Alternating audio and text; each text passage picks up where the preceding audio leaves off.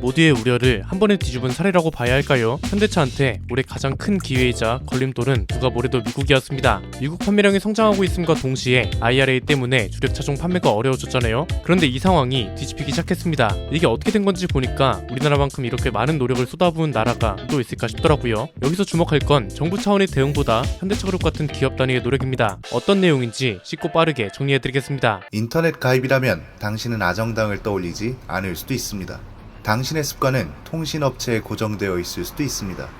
모르면 놓치는 당연한 권리, 인터넷 정수기만 사용해도 받을 수 있는 지원금 77만원, 인터넷 가입은 아정당입니다. IRA는 미국이 중국을 견제하기 위해 만든 정치적 법안이죠. 자국산 우대 정책의 일환이면서도 메이드 인 차이나를 철저하게 배제하려는 미국 정부의 전략이고, 이 피해는 중국만 보는 게 아니라 우리나라를 비롯한 전기차를 만드는 모든 브랜드가 보기 시작했다는 게 문제였습니다. 이게 처음 나왔을 때부터 부당하다는 의견이 많았습니다. 파트너들한테는 유예 기간을 줬다면 모르겠는데 갑자기 법안을 발의해서 미국 본토에서 생산한 차, 미국이랑 FTA를 체결한 국가에서 제조한 부품을 장착한 차, 이 두 가지 조건을 모두 충족해야 1,000만 원에 달하는 보조금 혜택을 받을 수 있는 거잖아요. 부품 관련 내용은 우리한테 호재였지만 현대차한테는 미국 본토에서 생산한 차여야 한다는 조건이 굉장히 큰 걸림돌이었습니다. 친환경차에 포함되는 게 전기차뿐만 아니라 하이브리드 라인업도 모두 포함되고, 거의 모든 차종을 한국에서 생산해서 미국에 수출하는 판매 구조였기 때문에 불리한 게 당연하죠. 당장 미국 판매 물량을 미국 공장으로 배정하자니 국내 노조랑도 협의를 해야 하고, 이걸 대응하기 위해서 미국에 전기차 전용 공장을 만들겠다고 했는데 공장이라는 게 하루아침에 만들어지는 게 아니다 보니까 유예 기간이 무조건 필요했습니다. 미국의 공장도 지어주겠다고 했고 13조 원에 달하는 돈을 투자해서 8,000개 넘는 일자리 창출을 해준다고 했는데 현대차 입장에선 완전히 뒤통수를 맞은 셈이었습니다. 그래서 올해 현대차그룹의 실적과 판매량이 걱정되는 찰나에 의외의 소식이 하나 나온 겁니다. 관련 내용을 전개해보면 이렇습니다. 첫 번째는 미국의 전기차 세액공제 대상 기준이 바뀌었다는 겁니다. 이 덕에 일단 GV70 전기차는 미국의 전기차 세액공제 혜택을 받을 수 있는 전망입니다. 이게 어떻게 바뀌었냐면 미국에서는 MSRP라는 게 굉장히 중요하거든요. 이게 홈페이지 같은 데에 정식으로 걸리는 본장 소비자 가격인데, 이 MSRP에 따른 전기차 분류 기준을 개정한 겁니다. IRA 충족 기준은 앞에서 말씀드렸던 것처럼 북미에서 최종적으로 조립한 차, 배터리 부품하고 핵심 광물 원산지 요건을 충족한 차여야 한다는 건데, 여기에 가격 기준도 있습니다. 승용차는 55,000달러 이하, SUV랑 밴, 그리고 픽업 트럭은 8만 달러 이하가 기준입니다.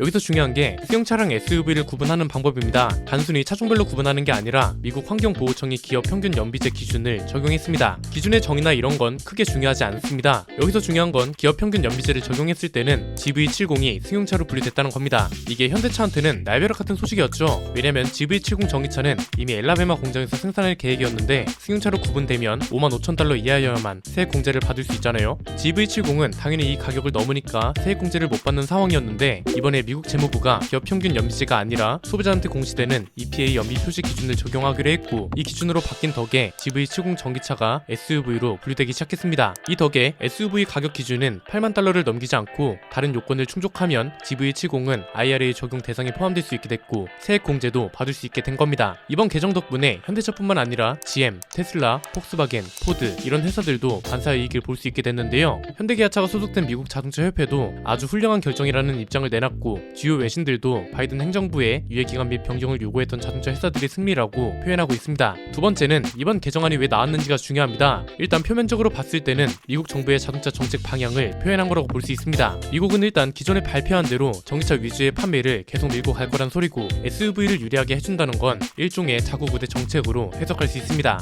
왜냐면 미국 자동차 회사들이 죄다 세단을 단종시키고 SUV 중심으로 가고 있고, 지금 팔리고 있는 주력 차종들도 대부분 SUV입니다. 자국 우대 정책, 그리고 본인들이 주장하던 친환경차 정책을 유지하겠다, 이런 걸 표현하고 싶었던 것 같습니다. 그런데 이건 표면적인 것만 봤을 때의 분석이고요. 현대차를 비롯한 자동차 회사들이 눈치를 보고 꼬리를 내린 거라고도 해석할 수 있습니다. 왜냐면 미국도 애초에 자동차 회사들, 그리고 자동차 회사들을 보유하고 있는 국가들 사이에서 싫은 소리가 나오고 있다는 걸 충분히 인지하고 있었거든요. 그 중에서도 현대차그룹하고 관련된 내용만 보면 되는데요. 아마 이번에 이런 개정안도 나오지 않았다면 미국은 진짜 양심 없다는 소리를 듣고도 남았을 거고, 현대차가 약속한 투자를 그냥 안 한다고 배신을 때려버려도 미국은 할 말 없는 입장이었습니다. 앞에서 잠깐 언급한 미국 13조 원 투자, 이거 하나 때문에 미국의 일자리만 8,000개 넘게 생긴다고 했고, 바이든이 이것 때문에 고맙다고까지 했습니다. 그런데 이후에 때문에 미국이 이런 식으로 나오니까 현대차가 엄청난 노력을 쏟아부었거든요. 대표적인 게 미국 로비 자금인데 이게 3년 만에 무려 2.5배나 급증했다고 합니다. 액수만 41억 원에 달하고 이건 역대 최대 규모입니다.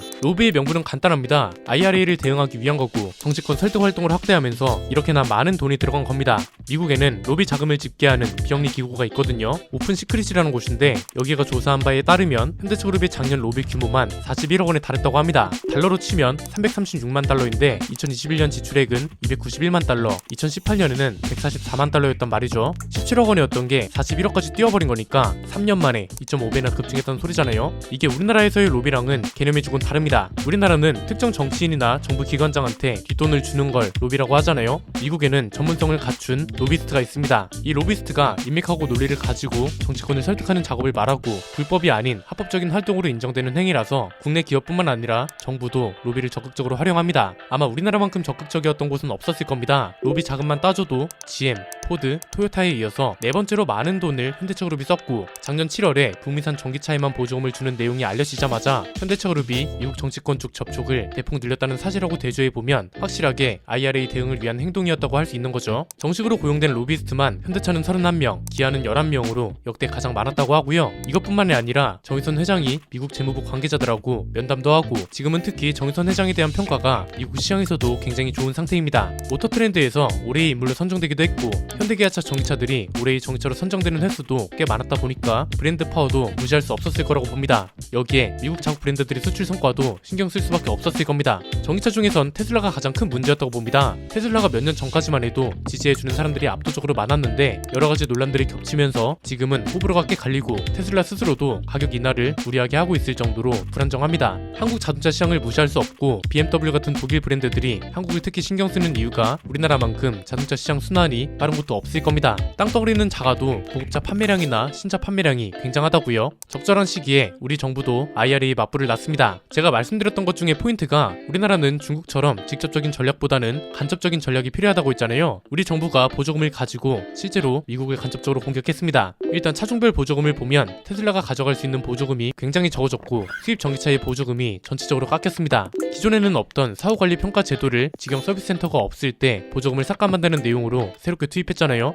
여기에 충전 인프라 기여도 부문에는 급속 충전기를 100기 이상 설치한 회사한테 인센티브를 더 주는 형식으로 혁신 기술과 관련해서는 현대차가 새롭게 밀고 있는 VAT의 기술을 보조금 개편한 내용에 넣어버렸습니다. 전기차는 특히나 민감하기 때문에 테슬라를 비롯한 수입차 회사들이 판매량 직격탄을 맞을 수밖에 없거든요. 그리고 애초에 미국이 원하던 건 한국과의 경제 전쟁이 아니라 중국을 견제하기 위한 거였기 때문에 뒤늦게나마 개정안을 내놓은 게 아닌가 이렇게 생각되네요. 세 번째는 앞으로 우리한테는 어떤 이득이 있냐 이겁니다. 이게 중요한데요. 일단 작년부터 꾸준히 말씀드렸던 것처럼 개정안이 나올 거라는 건 충분히 예측할 수 있었습니다. 이익은 산업 단위로 보면 될 것 같은데 일단 자동차 산업에서는 걱정이 이득으로 바뀐 아주 좋은 현상이라고 볼 수 있죠. 현대차 실적을 보면 작년 한 해 동안 매출이랑 영업이익으로 사상 최대치를 찍어버렸잖아요. 올해 현대차 경영 계획이 중요한데 판매량은 9.6% 올리겠다고 했고 매출이랑 영업이익률도 작년보다 더 성장해야 한다는 경영 계획을 발표했습니다. 지금 현대차그룹 판매량이 전세계 3위잖아요. 이 중에서 가장 중요한 게 미국 시장 성장입니다. 왜냐면 작년 주요 시장 판매량을 보면 유럽하고 인도 시장은 안정적으로 성장세를 보였는데 미국은 절대적인 판매량이 감소했거든요.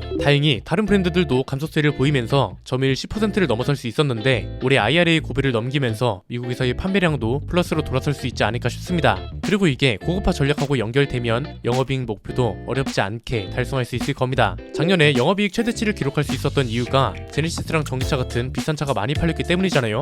미국에서 딱 제네시스랑 친환경차 판매량이 성장하고 있기 때문에 지금의 좋은 방향을 가져가면 목표 달성은 충분할 겁니다. 배터리 산업도 호재입니다. 사실 배터리 산업은 애초에 호재가 예상됐죠. 왜냐면 IRA 세액공제 종류 중에 투자 세액공제라는 것도 있고 FTA 체결 국이 부품을 써도 된다는 조항도 있잖아요. 일단 우리나라는 미국이랑 FTA가 체결되어 있으니까 당연히 이 영향을 받을 겁니다. 중국산 배터리를 쓰던 수입차 회사들도 미국에서 세액공제를 받으려면 우리나라 배터리를 무조건 껴야 한다는 조건이 붙어버린 거고 우리 배터리 기업들이 단독으로 IRA를 대응하고 있다는 것도 포인트입니다. 미국 현지에 공장을 짓기 시작했거든요. 이 덕에 미국에서 받을 수 있는 세액공제 예상 규모만 LG 엔솔은 19억 3천만 달러에 달하고 LG오는 9억 8천만 달러, 하나솔루션은 8억 7천5백만 달러에 달합니다. 우리가 기업 단위로 많은 노력을 쏟아부은 만큼 좋은 방향의 개정안이 나올 수 있게 된 것 같아서 앞으로 이 방향대로만 잘 나아가면 될 것 같네요. 오늘 내용은 여기까지입니다. 내용이 유익하셨다면 구독과 좋아요 알림 설정 부탁드립니다. 지금까지 저는 안피디였습니다. 감사합니다.